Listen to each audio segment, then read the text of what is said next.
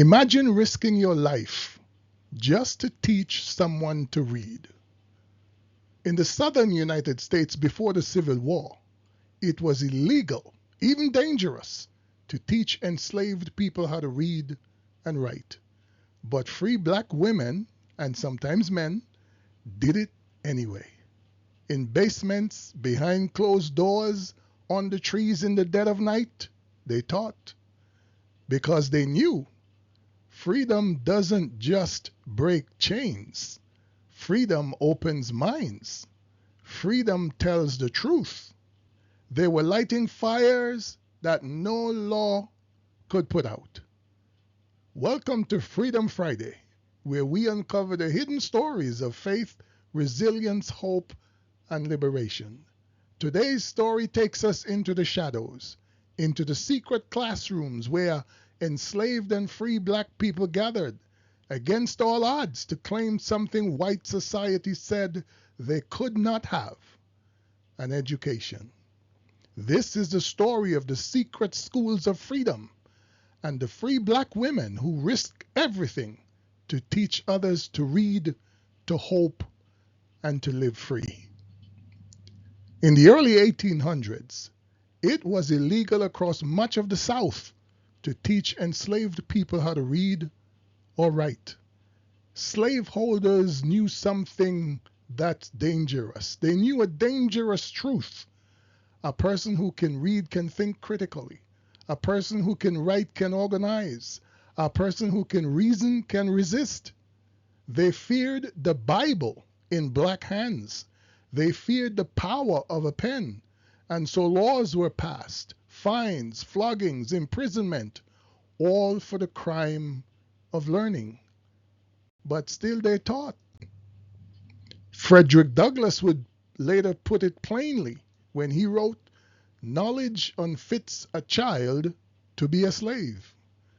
And so the system worked to keep black minds in darkness.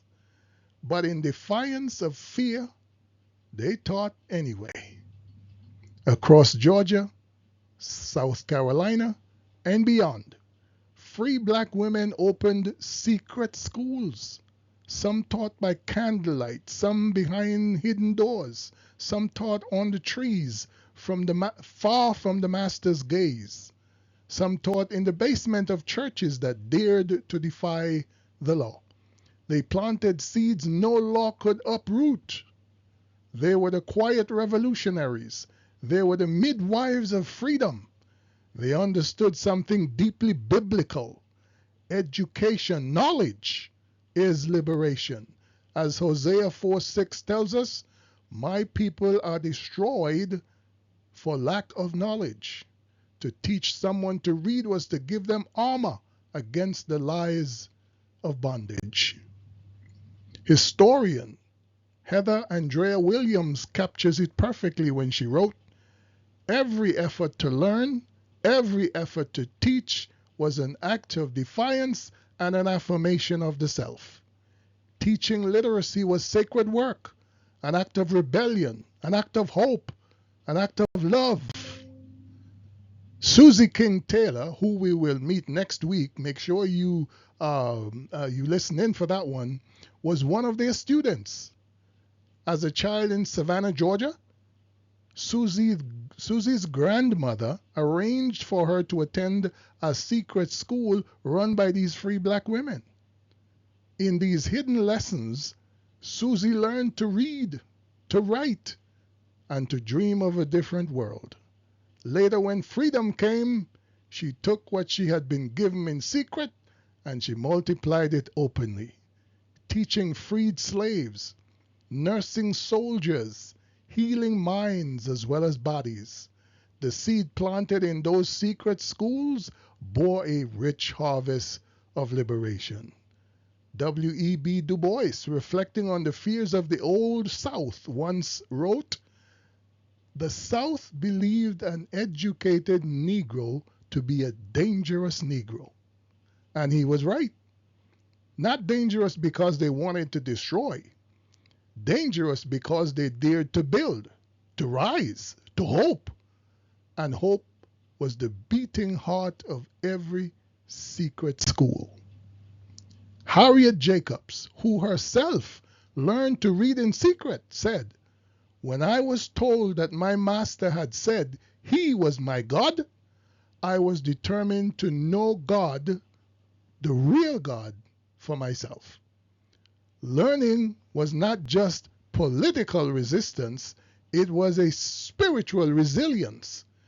It was a way of seeking out the God who hears the cries from the plantation fields. I think about those women and sometimes men, those teachers, and I wonder, how many lives did they save by lighting a fire in someone's mind? How many future leaders were sparked into hope in a hidden classroom? Ah, they taught when it was illegal. They taught when it was dangerous. They taught because they believed that freedom wasn't just about breaking chains, it was about opening minds. They lived out the words of Jesus in John 8:32. You will know the truth, and the truth will set you free. They were agents of truth in a world built on lies.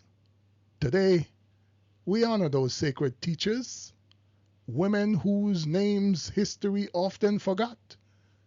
But their fingerprints are all over the story of black resilience.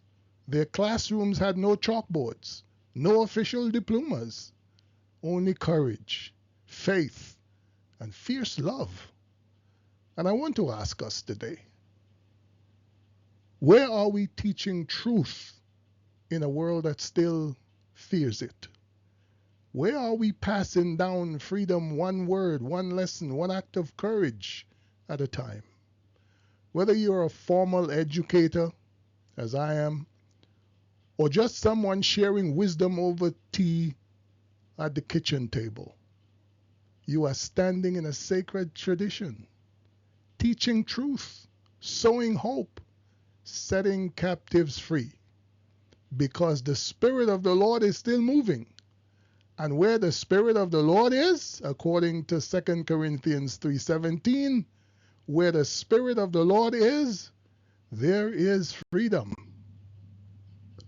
Thank you for joining me on this Freedom Friday. If this story stirred something in you, subscribe.